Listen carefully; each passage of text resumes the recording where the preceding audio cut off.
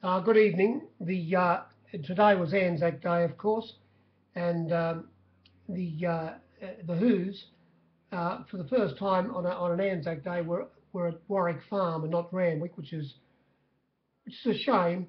There was hardly anyone there. The betting ring was just empty all day. We had a handful of retired card players as I've said before, just follow the pros in whatever they do. Um, and it was a there was no section there whatsoever. It was one of my smallest holdings at a city meeting for a long time. Um, and What a shame with Anzac Day, we don't get the roll up like we used to. Of course, once the march was over, um, the first place most people headed for was to Randwick, and you couldn't move at Randwick in days gone by on Anzac Day, but that tradition seems to be long gone, and it's just it's a shame because it was a great atmosphere, not only for everybody who attended. It was always a great day, but anyway, at least we have those memories.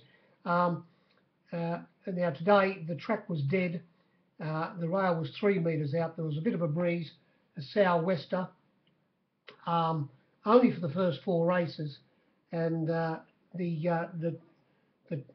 I don't think the wind had any effect on the runners, but the inside section of the track, close to the fence, on the turn and in the straight, was most probably a little bit worse. Well, it was worse than out on the crown of the track, which is about when the rail's in the normal position, it's about 6 to 8 horses out. Um, the first winner, Messine. Well, in the first race there was 105.6 they said on the screen, but there was you can give them all a roll. Instead of $2.60 the Avery, the winner, of course there was 2.70, and instead of $3.30 there was $3.50 the second pick, and instead of $6 Fullerton there was $6.50, $17 Natch Catch, and of course instead of $7 Shanghai Bound there was $8 was given in the outer, but $7.50 on the fence. So it was always a roll. The top luck got you again, and the Avery, well, it led. He wasn't pressured until, it was just a stroll in the park more or less until the 600, when the second pick pulled out from the 1-1 position, moved up 3 wide, and then from the 450 on more or less, it was the sprint home. They came home in 35.22, and the winner had the favours up in front. He didn't stay tight against the fence. Clever Kieran McAvoy. He was a couple off turning for home and finished 2 or 3 off when they got to the post and held off the second favourite to beat him by a length and a half. No pressure applied until down the side. The second race, well, this might have been the undoing of this favourite going back to the fence. I'm talking about Liberty's Choice. It finished up running second. One captain on the fence let you lay $1.85 on, plenty of $1.80. Started not $1.65, $1.70, easy to get. And Nash velodromed the first. He drew the outside alley, and he velodromed. But then he might have erred here because when he did velodrome and got in front of the field, he went tight up against the fence, and instead of getting off on the turn and getting to the middle of the track, which I thought he might have done, or not gone right to the fence, then gone to the middle of the track and said, well, come on, you can come up inside me or you've got to come around me. He didn't. He stayed on the fence. And the first starter, Paxa Media, which was $7 out to $13 or even $15, excuse me, it by this time it was always up in about third position, but by the time they got to the turn, it had got into a clear second position, and it ran down the favourite and beat it by 1.3 lengths. And the second favourite came from midfield, Cape Fields of Tuscany, it got into third hole, beaten easily 4.1 lengths. But as I say, I think Nash, I think everybody jerried after this. The fence might have been a bit iffy and they didn't go near it.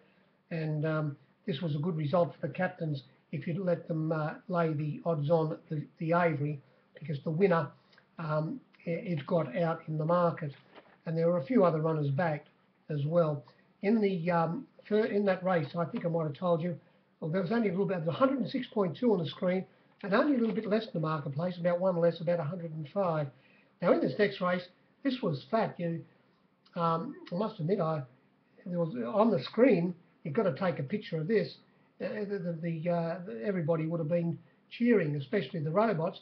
On the screen it said 118.4. Geez, you never get that in Sydney, but of course it was still all right.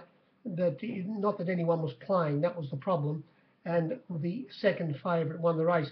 But there was 8 less in the marketplace. There was about 110. So there was longer here and there. For instance, the winner, Lucky Largo, they said the best luck was $4.20, but you could easily get $4.60. And of course, the Avery loophole, there was plenty of $3.50 about it. And the Lucky Largo won this race, trained by John O'Shea, ridden by the pumper. He drew very wide, and he was out wide along the side, but then got in, still racing wide. No more for the Avery, please. He was wide down the side, and but then got in and got cover and eased off the heels, turning for home, and he sprinted up to the leaders, and he was able to win by 2 lengths. It ran a good race. The second horse, Singing to Win, it made up plenty of ground, the grey, and it was finding the line as good as the favourite, the winner. The winner jumped a little bit awkwardly and also copped a bit of a laceration to its cannon, one of its cannon bones in the run. Hope it's not serious. The favourite, Loophole, it sat back in the field. It came down the outside, also racing off the fence. They said it was going to be ridden a bit closer, but it wasn't. It was back in the field, and it got into third hole, but beaten easily by 3 lengths. The winner was a good win. Race, that was race 3. Race 4, they said there was 105.2 on the screen. There was 5 less in the marketplace, and you can see it straight away. Well, the winner, Bobbin, it was a good result for the captain. $3, $4 opening, a 3 to 1 chance, and there was as much as $5.50 on the fence when they jumped. And the number 2 was the Avery, Terra Vista. It's going for a spell after today. They said the best luck was $3.20, but of course there was $3.50 there for a long time. And Bobbin, it just sat in behind the pace. It was a good run last night. It was wide all the way. It sat in behind the pace, and coming to the turn, they started to get a little bit away from the fence, and Nash eased off their heels just in behind the pace and went for a middle split. It came, and he raced through and won well. He won by a length and a half. The runner that ran second in this race was the bottom one, Fantastic Ballad. It would have been a great result for the captains. It was $11 out to $15, and it came from well back in the field, if not from last position, going inside runners, but not right close to the fence. And it made up a lot of ground, as I say, to be beaten 1.5 lengths. And running third in this race was Chandos, who was in the 1-1 position, just behind the lead all the way, having every possible chance. The favourite sat outside the lead, Terra Vista, and it was fairly disappointing, having every possible chance. As I said, there was 105.2 on the screen, but only the neat 100 in the marketplace. In the 5th race, they said there was 101.9. We're getting a bit skinnier, but there was a good 4, at least less, in the marketplace, around about 97. And this winner, Our Girl Charlize, it was extremely well backed. Before the late scratching at the barrier of Minkai, Our Girl Charlize opened up $7, got out to $7.50, which you wouldn't see on the screen. And before the scratching of the $16, 15 to 1 chance, $16 chance Minkai, it was $7.50 into $6 fairly hard to get our girl Charlize. And when the scratching came out, the around about the 6% chance Minkai, it only the fresh betting said 9 to 2 our girl Charlize. Well, before the scratching, Black Jag was a $5 chance. Now it was still $5 after the scratching. Mr. Monopolize, it was $4.20 hard to get before the scratching, and it was still $4 when the scratching was taken out. And Miss Opulence, well, it was $6.50 hard to get, or even $6.50, and it was $6 after the scratching. And the roughies came in all a twist. But the winner was the one after the scratching that was backed. They started to take the $5.50 about our girl Charlize, and she was backing up from last Saturday when she ran on the bog track behind Collini, and well, she loves the going, our girl Charlize, and she also found the right section of the track. There were two divisions in this race in the run. It went out and led, setting a fast pace, or fairly fast pace ultimate gaze, which suited the winner. It was in the second division more or less, but by the time they got to the turn, the second division had easily caught the 4 or 5 that were up the front running along, and it got to the outside, and it was quite evident that it was going to get the cash. The runner that stayed closest to the fence there and had barrier 1 was Miss Opulence. So I suppose it could have been in the worst going, and the leader stayed close to the fence, or not as close as Miss Opulence in the straight, but it led, so it might have been against it as well. The winner, very well backed, Mr. Black Jag, $5 taken at the finish, but didn't go off. It was very easy in the market from $3.50 out to $5, and Mr. Monopolize, $3.50 out to $4.60, which you wouldn't see. $4.60 back into $4, and there were quite a few other runners back in that race, but the winner most probably the best backed. Race 6, 102.9 on the screen, only 97% in the marketplace, and I can see straight away, well, one runner which you wouldn't see, Falzon, number 3. They said it was best luck was $7.50. Well, it was $9, plenty of it in the marketplace, and the winner, Falzon, which you wouldn't have seen. I think the best luck might have been only $9. Well, there was $11 given on the fence about it, and there was a very fast pace set in this race. The pace was always going to be on there. There were natural front runners, very horses who only know one thing, that's to get out and jump and run, and they were Weekend Special, which was coming from Victoria. It hunted up on the inside and did get along. Sitting on the outside was Seamus, running along with it, and 3 wide outside the pair was Master Gaze, and they set up a good 3 to 4 length break at one stage to the eventual winner, Floral Insight, who got a good suck up behind them, ridden by Clipperton, 2 kilos off, and when they turned for home, the 3 leaders were still going fairly solidly, with Master Gaze looked like it was going to get the other pair, but then it dropped off. Seamus got rid of the horse on the inside, Weekend Special, and it got clear Seamus, but then the winner, instead of going around the leaders, he went in between, more not right to the fence, but in between runners, and finished after having a very good run, too solidly for them, Floral Insight, and went away and won by 1.5 lengths, beating Seamus, who held on well after the fast pace up front, and coming from well back in the field was a gister into 3rd hole, the rider copping a suspension, apparently causing a bit of interference. The Avery in that race, Watch the Magic, well, it settled well back in the field, which I didn't think it would be as far back as it was, but it was. It was well back in the field, like everybody would have thought, and unfortunately it bled for the second time, so it's banned from racing in Australia. We came to race 7. and they said there was this race on the screen produced losing figures, 99.6 in the marketplace, a good 4% or even 5 less, about 4 less. We only gave about 95% here. These were the flux. Annabelle's went from $5 out to $9.50. Didn't have a price and ran last. It chased the tearaway leader, Del Zero. It was an improved run, Del Zero.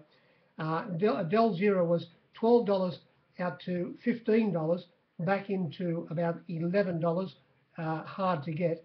Now, L of a Time, well, it didn't have a price either. It went from $5 to $10, L of a Time. Who's Ready? It was back $16 into 14. We got down to Quiz. They took $8.50 at one stage, but it started $8.50. Now, the winner, Sweet Talking Woman, you wouldn't see it. They said the best luck was $6.50, $7.50 given.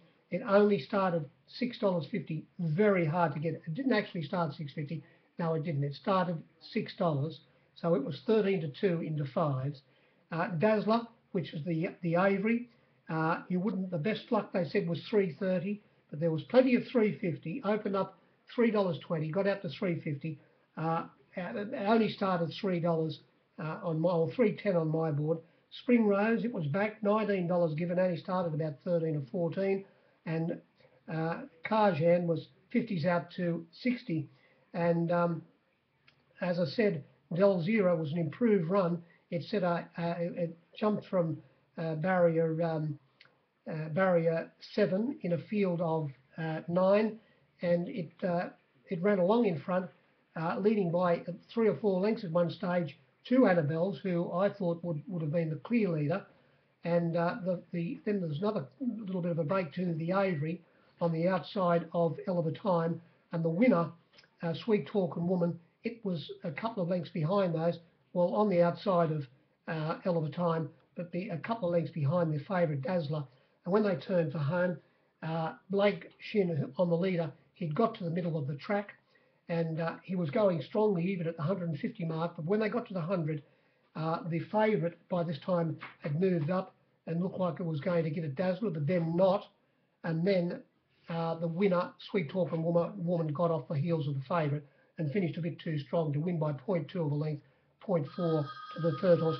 No more for the Avery, please. And the winner, it was extremely well backed, as I say, from $7.50 into $6. We only gave 95%. Bookies on course gave money away. Can't win betting 95. Race 8. Now, there was 9% discrepancy here. They said there was 109 on the screen, but there was only an even 100 in the marketplace, what I counted. The winner, Namsarai, what a big result for the captains. It went from $13 out to $19. Dynamic Honour, it was easy in the betting. $4.20 out to $4.80, back into $4.20, but back out to $4.80 or even $5 when they jumped. Romanus, 11 out to 15. You wouldn't see that. Back into 13. Stature, it was 25. I gave 41. Back into 31. Set to Go, didn't have a price. 13 to 19. Rock Magic, you wouldn't see it. You wouldn't see it. The best luck was 270. Well, I was 280 for half an hour in the outside ring, and in the outside ring you could have had $3 for a good bit of section, and it started $2.70. Tamanui Park was 26 to 41. The next runner, Shia Caruso, it was $8. You wouldn't see it. I think the best luck was only $7, but there was plenty of 8 on the fence, and there was also $8.50 given. It only started $6, extremely well backed. Doubt Not, 31 given, started 26. Albana, 31, 26 out to 31. Bruder Half, 51 out to 61, back to 51. And the bottom one, Nantucket Bay, was 101 into 81. Not 109, closer to 100. And, well, it went straight to the front. Bruder Half, on its outside, was the well-backed Shia Caruso, and when they turned for home, the winner, Namsarai, was racing well off the fence, midfield, and the second horse on its outside, Dynamic Honour. The favourite was in the 1-1 position, and as I said, the well-backed Chara Carew, whatever his name is, it was outside the leader. They ran 1, 2, 3, 4. When they turned for home, Namsarai had eased off heels. Nash on the second horse had moved up on the outside of Sam Clipperton, who rode a double, and it looked like it was going to get the biscuits, but then it was really tight down towards the line. It did appear that the outside horse got the bob in, but it wasn't the case. A head up, head down, and Namsarai won by a nose, and the favourite held on very well. It was only beaten 0.7 on the length, and the other well-backed runner, starting third favourite, Chia Kuro, whatever, Caroso, how I just can't pronounce that horse's name. It was 1.4 lengths away in fourth position. They got away from the others. That was about the meeting. Nothing. It was very, as I said, very unfortunately, very variation there. There was no punters, no atmosphere being Anzac Day. It's a shame. But what can we do? They're on again on Saturday. It's the Sydney Cup meeting. We'll talk to you then. Good evening.